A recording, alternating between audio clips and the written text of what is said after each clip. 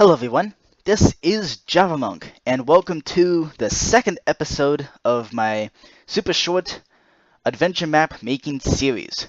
So last episode, the first episode, we put in the bare minimum of a skeleton. Like we got the different major places, we have a giant tube that goes down to the other major place, and also set up the gravity for all of those different places. And also the dialogue. So now this episode, we're going to focus entirely on Earth. Now, on Earth, as opposed to the Moon and Mars, there won't be any change of gravity. Instead, it'll actually be multiple structures on the ground over here, as you can kind of see over here. They will seem as though they smoothly chain together, even though they won't. So this box over here is where all the different command blocks are going to be to do the major changes, but I'm going to have command block doubles and triples like this for the actual dialogue. Now, I've already done quite a bit of work here, so the player will start off in a room like this, and will be talking to a villager named Frederick. And this villager will be the one to set up and kind of start up the map. Now, the player won't be able to escape the room, and also this villager over here will be unable to move and will also be completely invincible. But then, once the player is ready, this wall will then open up, which will reveal this hallway, once again isolated from everything. And then you go to the Shining Star bar. Now this bar is going to have a bartender serving things like milk, water, and root beer. So, as well as a little mystery, which will actually be the basis of a challenge advancement.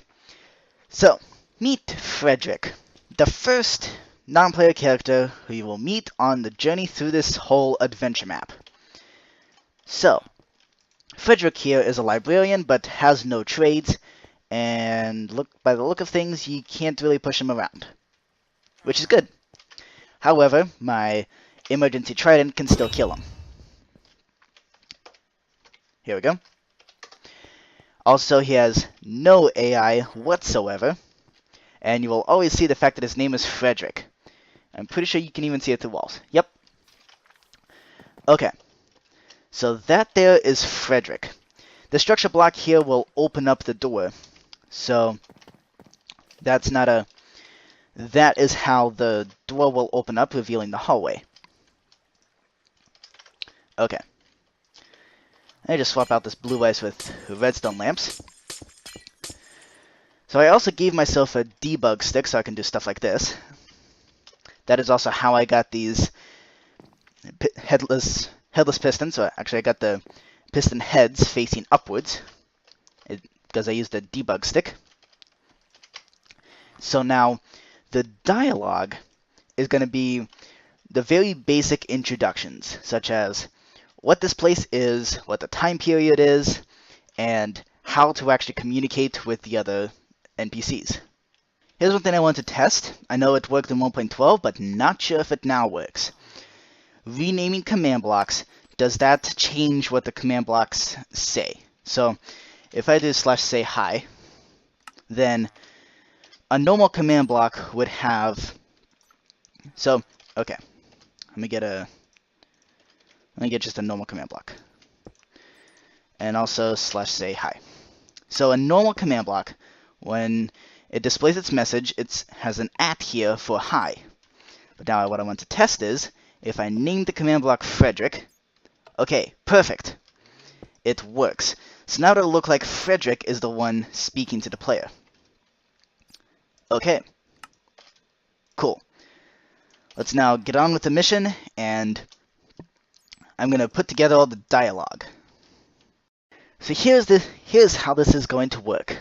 Once the player is detected the fact that they are in this structure, wherever they're supposed to spawn, it will then place a redstone block right there, which will display the message of hi, whatever player. In fact, if there's multiple players, it will immediately, it will list every single player here. In fact, let me bring another player just to showcase this. So here I am with a friend. You've probably seen him if you watched my survival series. But anyways, as you can see right here, it lists both me and future Javamonk. So the next thing I need to actually include here is the fact that this map is only playable by one player. Because of this, I must have the... Here, let me real quick switch this to at A. Because of this, and in fact, even players in spectator mode will mess up these command blocks. Mess up some of the command blocks that I want to use here. Because of that, I need to put in a mechanism to let the player know that they did something wrong by inviting other people. So let's see. To do this, what's going to have to happen is I will need to put in a command block, not named Frederick. I want this one to be named Mapmaker. So this command block right here is going to test for multiple players. Seriously? That command was removed? How am I supposed to test for how many players there are in the world then? Wait a minute. Don't comparators get the success of a command block? Okay. So it was reading from this / give everybody an experience bottle command block. In fact, future Javamonk got an experience bottle, but it didn't update. Hold on. Is that actually what happened? Let me just put something like this here and put just any old item. Okay, I'm gonna try that again. See if this detection system actually works. And it doesn't. Okay. So by the look of things, you can't actually trust a command block to give accurate readings. Well, now how am I going to do that? That is weird. According to the wiki, the comparator is supposed to actually update based on how successful the command block was. Hang on. If I do, instead of at A, do at E type equals sheep, would that be more successful? No. Okay then. But the text it displays is pretty funny. So I've just figured out a really kind of peculiar way to do this. So the way this works is I'm basically executing the play sound command to every player, but the actual sound is going to be played at the location of this command block with a volume of 0. So if it was any higher, then it would perpetually make that noise. But since the volume is 0, then you won't hear the sound ever. But it still outputs a comparator signal. So this is what I'm going to use to test for how many players there are in the world. So here's the way I expect this to work. It's probably not going to work like this, but here's the way I expect it to work. So this command block will detect the fact that there's more than one player on, so then it'll have the map maker say, hold on, only one person can play this at a time. It then gives every player blindness perpetually until one of them throws an experience bottle, like so.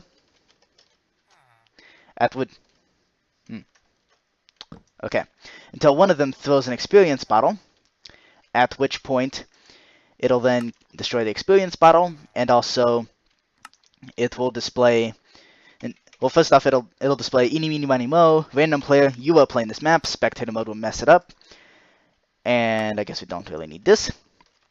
And then, once everybody except for one player logs out, it will then detect that using this comparator, and it'll activate this set of command blocks, one of which says, great, proceed, and also will destroy this block right here, which will cause these command blocks to, which will cause this blindness command block to stop working. At least, that's the way I hope it works. Let's test it. Okay, hold on, only one person can play this map at a time. This is not good. There we go. So now, it waits until somebody throws an experience bottle. That's facing the wrong way. It needs to be facing north. Okay. Let's make this face north. There we go.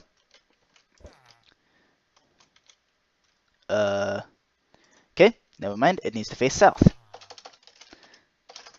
There we go. Bam. Okay, so then it goes eeny, meeny, miny, mo. Javamonk YT, you are playing this map. Everyone else log out. So now, hey, Future Javamonk, can you log out real quick? And as you can see there, Future Javamonk left the game, and so it then detected that and went, great, proceed, and removed the blindness. So now we can get on with the map, and then as you throw more experience bottles, it'll then place the next repeater. Okay, that actually worked way better than I expected. One of the things that are going to be applied onto the player as soon as he or she enters or approaches this shining bar here, they're going to have this thing called a goofy hat, which is basically a banner, but it has a pattern on it. The way and it also has cursive binding. So if I were in survival, no matter what I do, I would be unable to take it off. It would only be possible to do if you were in creative. So this banner was done using the /replace item entity IP command. In this case, we're replacing the head slot with a yellow banner, which has the cursive binding enchantment, as well as all the different pattern stuff on it. I did this using MC Stacker because, quite honestly, I'm not skilled enough to make commands to do stuff like this. So this is why I have MC Stacker, which, by the way, link will be in the description. I'm also not exactly skilled enough to make commands behave like the banners do. In fact, the banners themselves were made using this website called Miners Need Cool Shoes. Also, link in the description.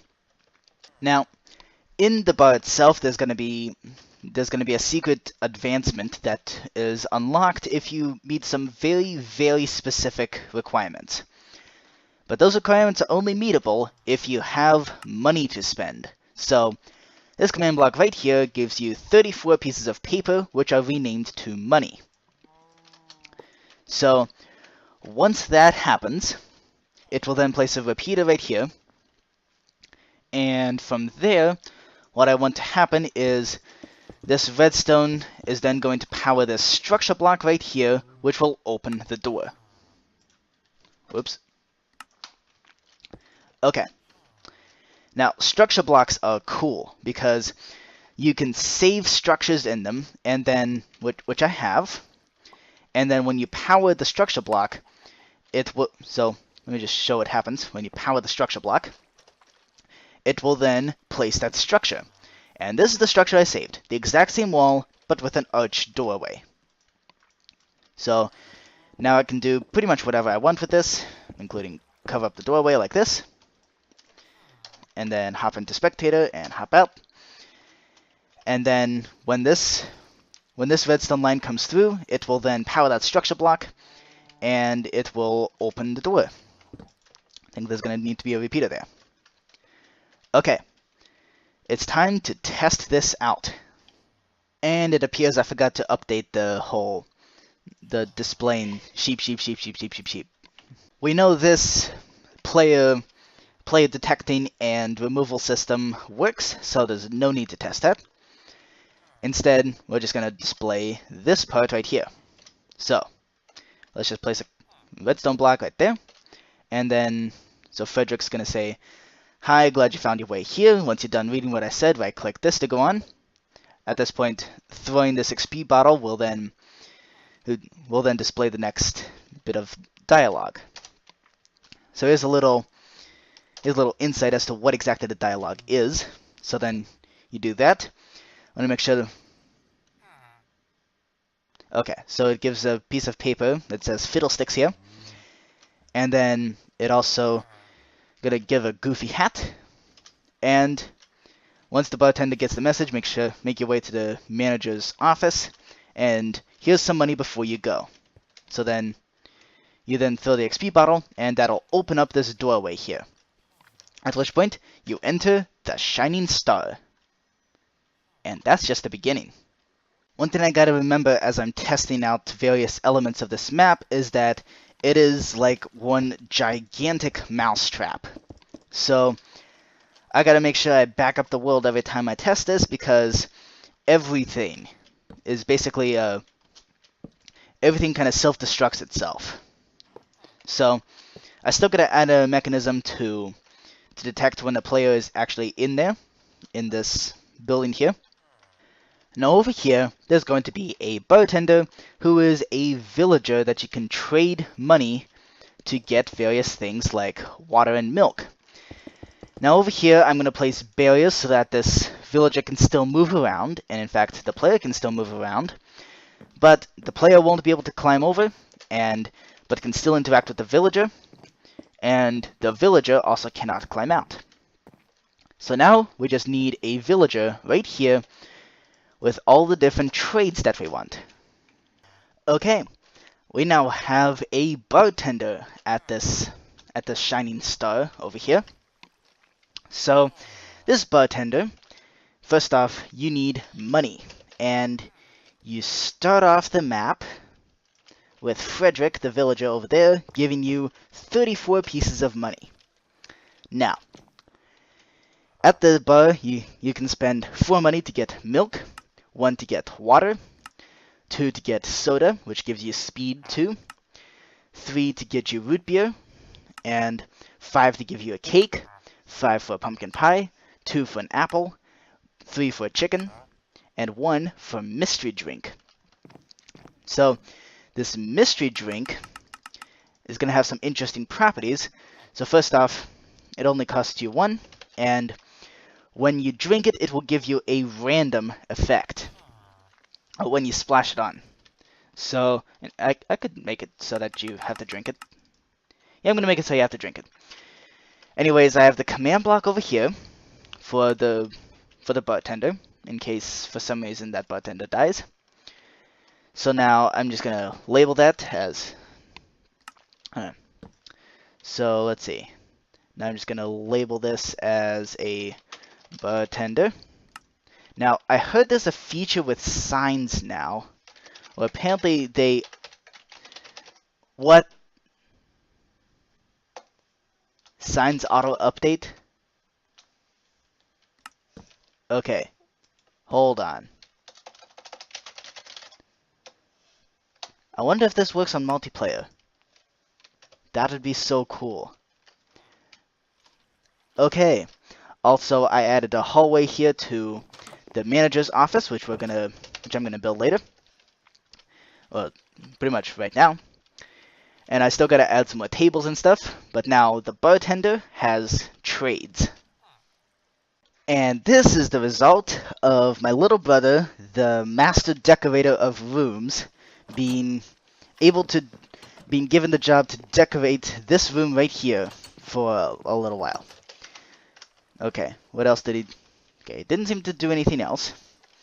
So now, the manager's office / Earth Questmaker office looks like this.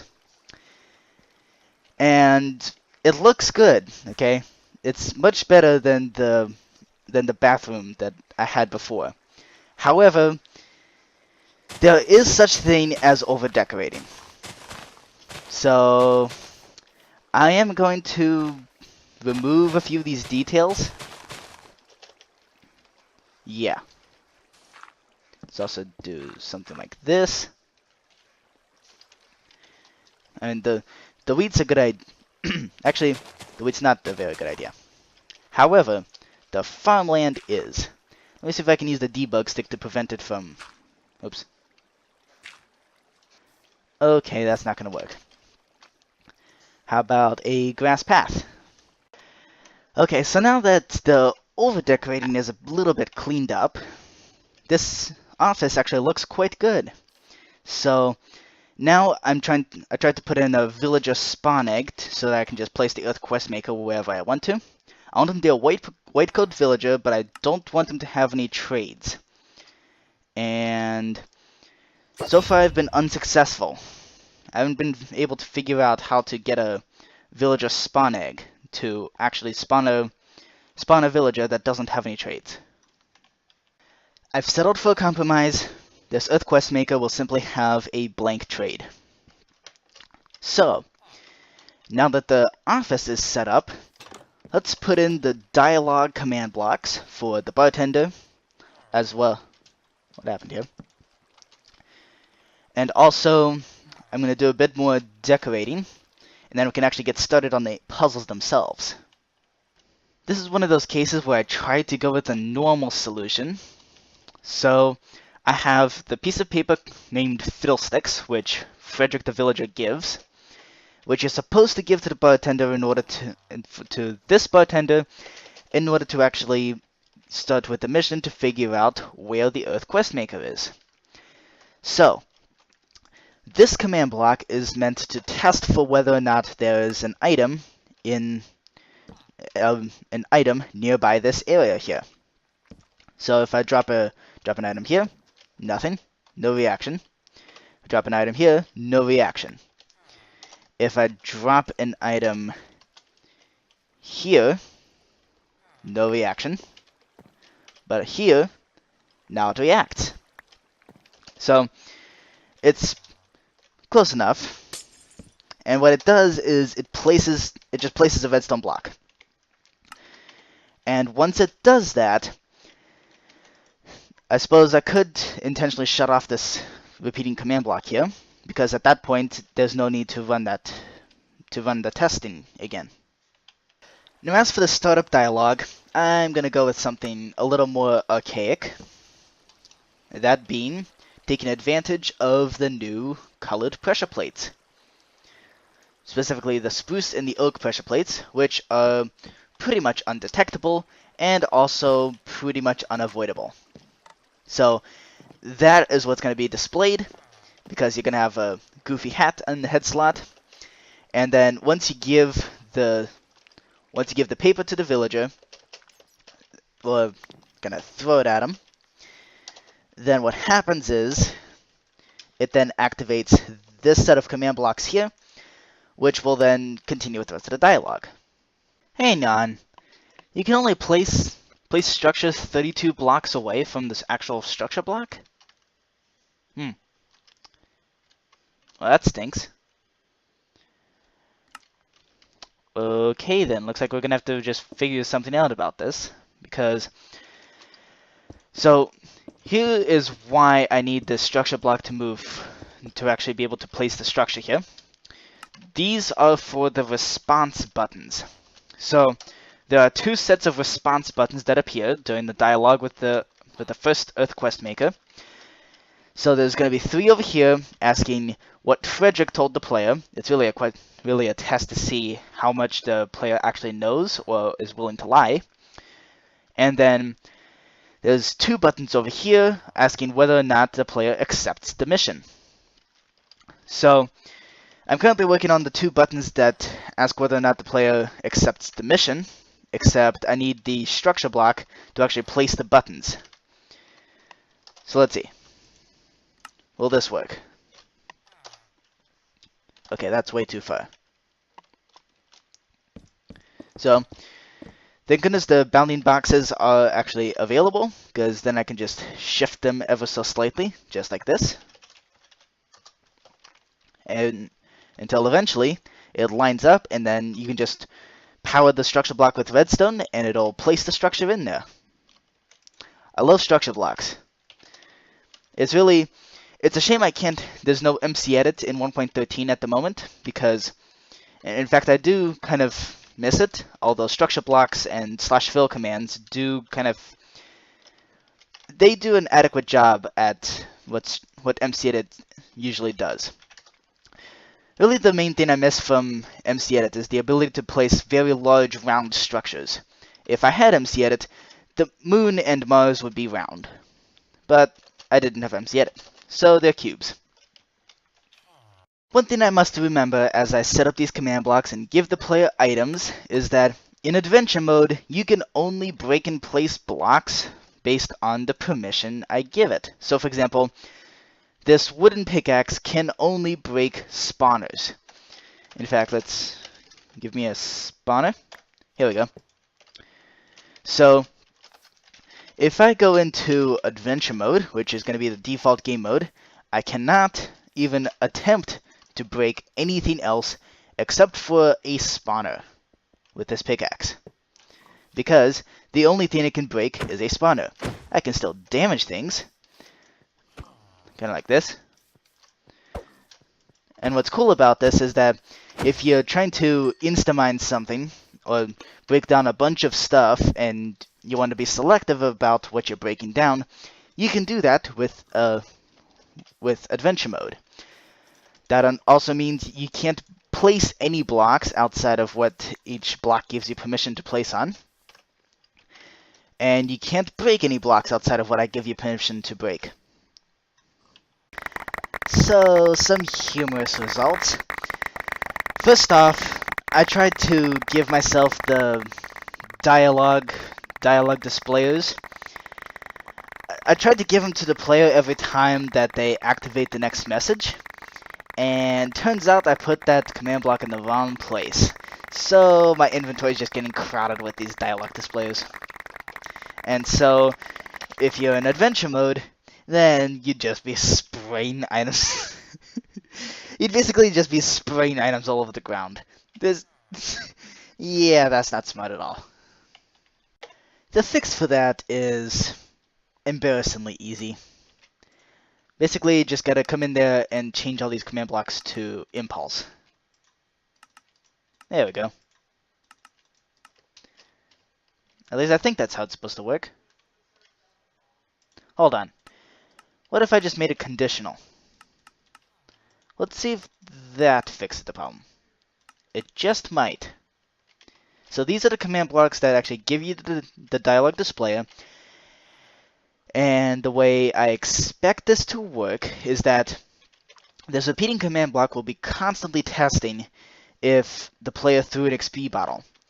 And if it does, it places a repeater right here, which then powers the next set of command blocks.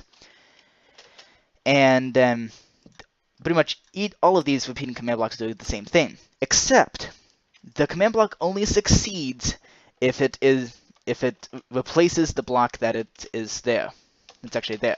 So, yeah. If I just do that, then these command blocks would only succeed if the block was successfully placed, or replaced with the actual block that I want to do. Let's see if that actually works. Okay, I'm in a backup of this world, so here we go. Let's just go in here and clear my inventory, and then hop into adventure mode, so that I respawn on top of this pressure plate here. Okay, glad you found your way here. Right click this to go on. Okay then.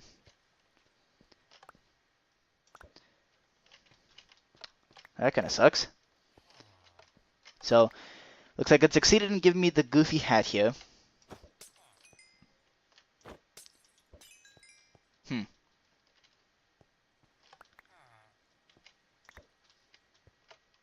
Okay.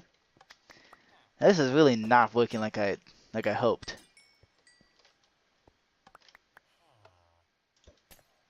Not at all. Okay, do I need to stay on this pressure plate in order for it to work like this? Okay. Now, if I deposit one of these papers... Okay, looks like this giant mouse trap didn't fully activate itself. And this is still a problem. And I realized I was being an inefficient idiot because all this dialogue displayer nonsense could be very easily remedied using just two command blocks. One that kills every single experience bottle, and one that activates if the killing is successful by giving the player another one of these dialogue displayers. So now, if I hop into adventure mode, then it should have given me a dialogue displayer.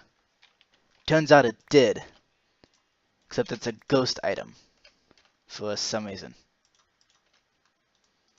We have to actually click in the slot in order for it to display again.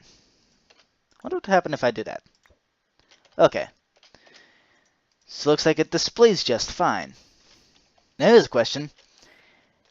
If I already have a dialogue displayer, what would happen? Okay, so you still need to update it. Wait, no you don't. You can just throw this around. Well, that's pretty convenient. So if you already have a dialogue displayer, then the problem is solved.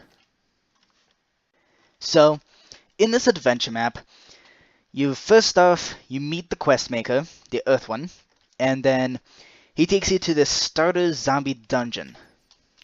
Here's what it looks like. It's just a simple zombie spawner. All you have to do is just break the spawner and it'll let you out.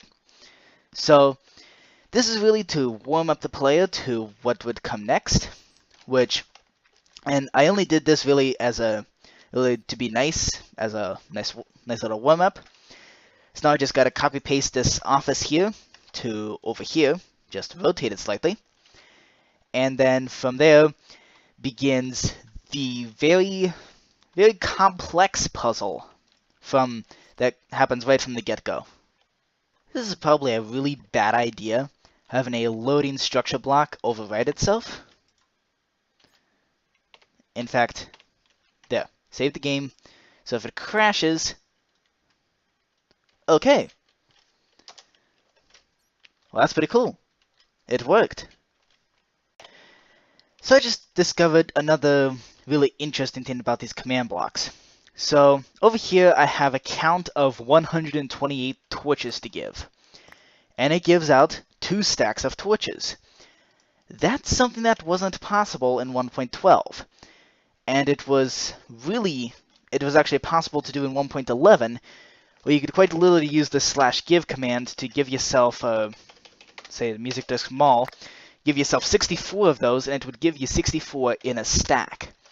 Now it doesn't do it in a stack, now it just sprays out all of your inventory.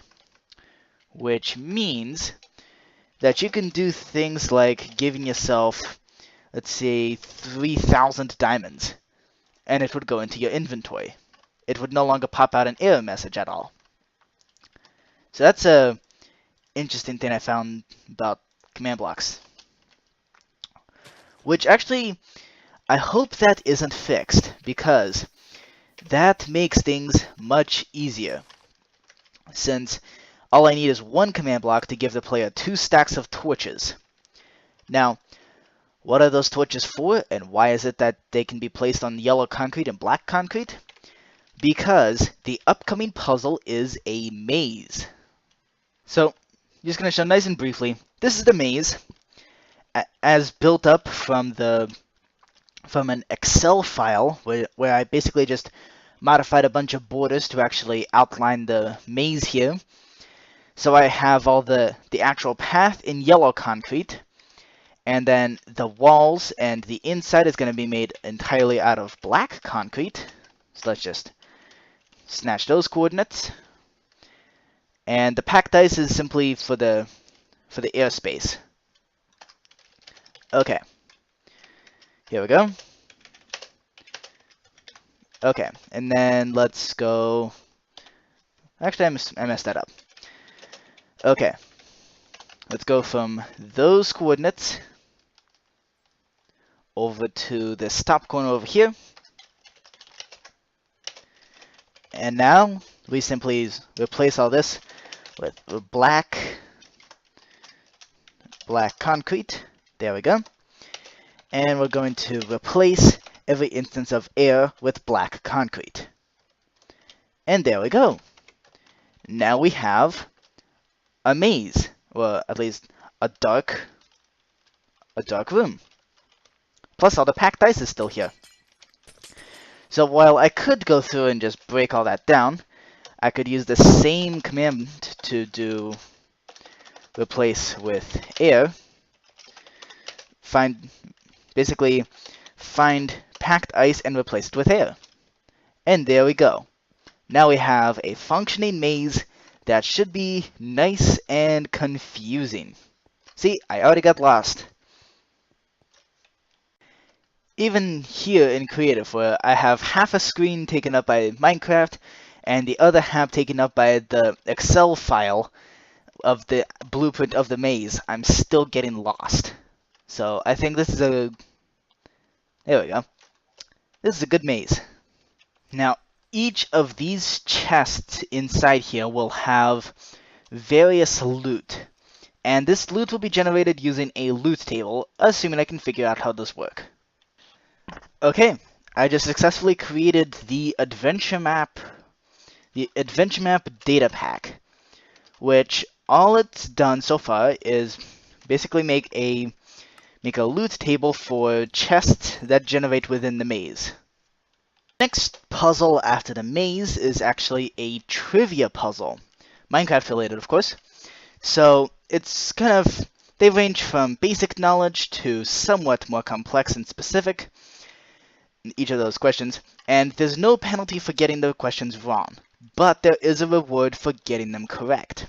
Specifically, if you get them correct, you get a Totem of Undying. At least this is the way I hope this works.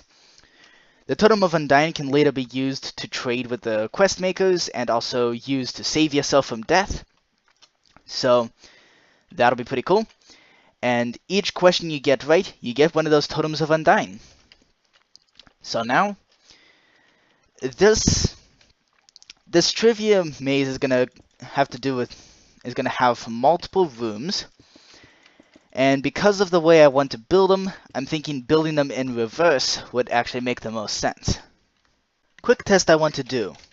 So, if I have the slow falling levitation like this, would I still take the damage if I fell onto the ground?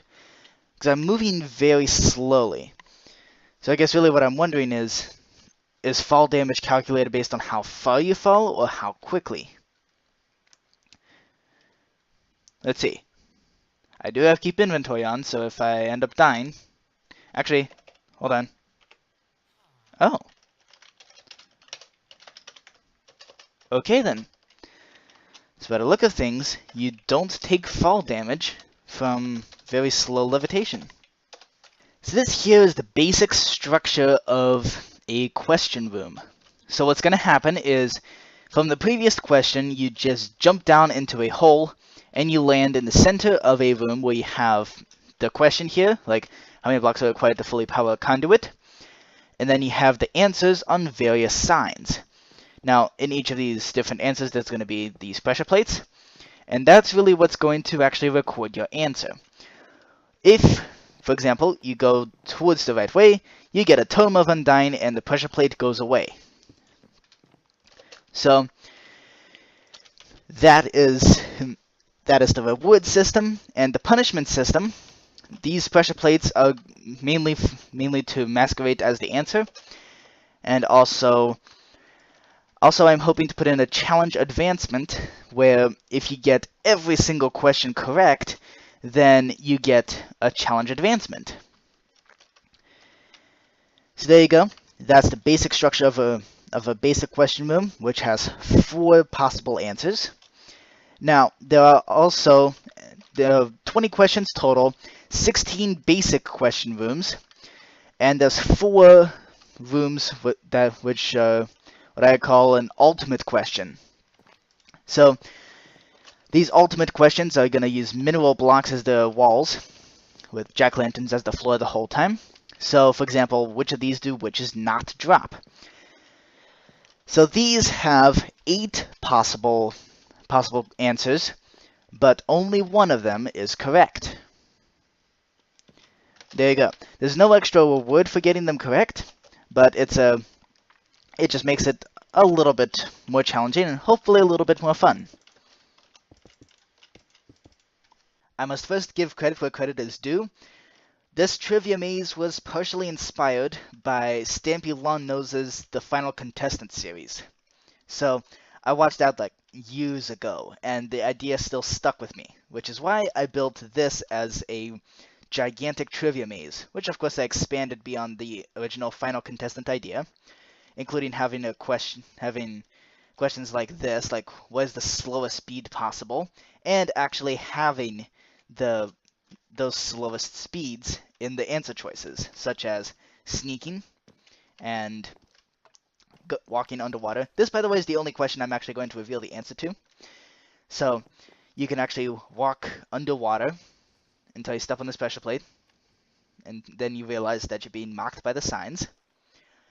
And then the ultimate pain, soul sand on ice. Which, of course, once you step on the pressure plate, you realize that, sorry, they're slower.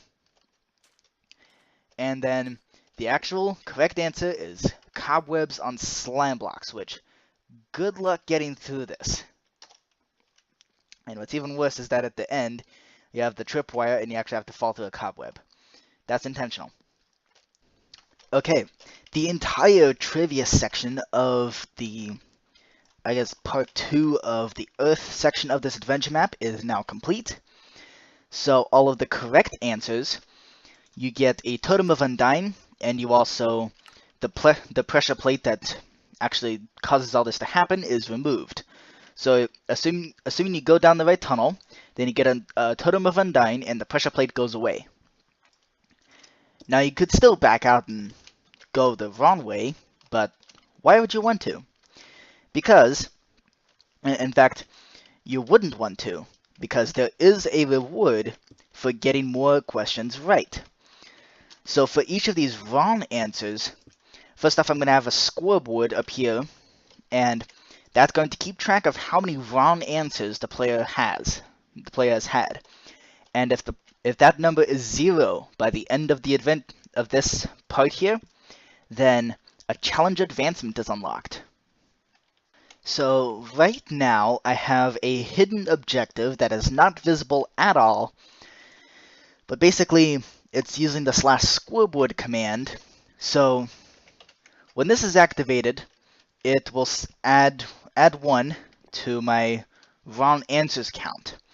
Now this command block, assuming everything works out, it should display what my wrong answers are now. Hello? That's weird. You have to do that? Huh. Oh, would you look at this? How convenient is that? In the previous output section of the command block, it tells you that it added 1 to the wrong answers scoreboard for the player, which is now set to 2. So if I then step on the pressure plate again, then now it's at 3. That is convenient. So now what we got to do is actually just initialize the scoreboard. Just removed the scoreboard objective. It's a shame it's not actually visible. I'm not sure how to make that happen. But now if I step on this pressure plate, this should throw an error message, because it says unknown scoreboard objective. So now let's just hop into Spectator and dive down nice and quickly. Here we go.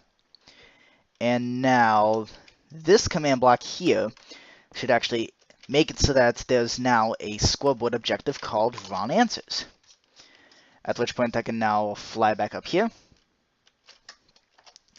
And so now if I step on this pressure plate, there we go. Now I have 1 wrong answer. Fantastic. Okay. And one of the things I'm going to have to do is remove the scoreboard objective so it stops, so that it doesn't have to count again. So let's see. I think, so this dialogue here is for this Questmaker's office after this trivia maze-ish. So this is a good place to put this scoreboard command right here. And there we go. You have to just remove the wrong answer scoreboard so it stops counting.